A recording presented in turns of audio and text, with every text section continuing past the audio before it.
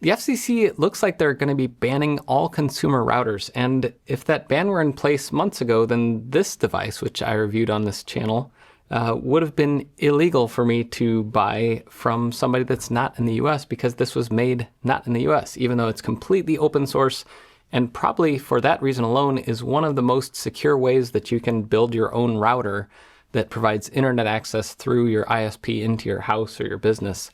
But on the flip side, this is for consumer routers, not business routers or something like that. And this law is very confusing for anybody with a lot of technical knowledge, because it basically is saying that you can't sell consumer routers with parts not made in the US or with substantial activity in the device manufacturing that's not in the US. I don't understand it. I don't know why this law is being proposed.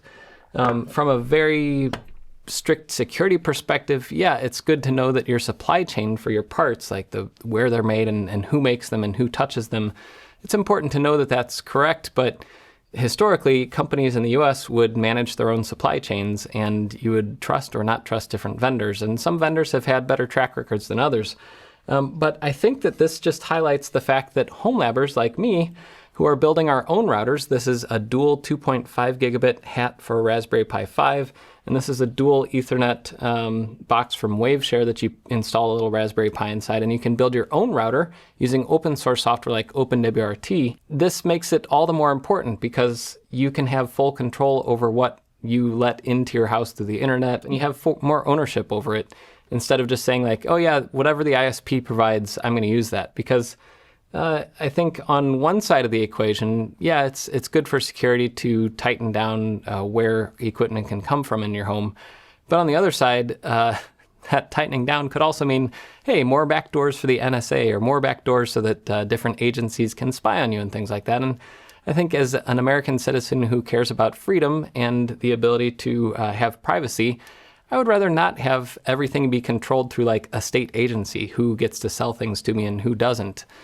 Here in the US, because none of the routers that are manufactured today will have parts and chips and everything all made in the USA. That's just not possible.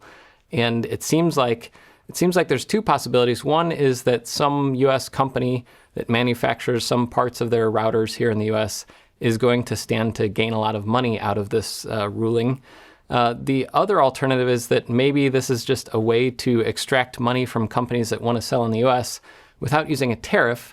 Instead of using a tariff, they use like an internal type of bribe, saying like, if you want to sell things here, you can get one of these exemptions that we have, but you kind of have to know the right person or spend the right amount of money, which is really sad and a shame, because that means a company like Mono, which is making this gateway, which is really awesome, a dual 10 gigabit gateway, they would probably not be able to do that because they're not going to have the money to spend to pay for the quote unquote bribe money to get the exemption to sell this thing here. So what would really happen is that devices like this that are sold as routers would not make it to the US. But if you sold a device like this, which is just a dual 2.5 gigabit network interface, this might be able to get sold in the US, and then you could build your own router.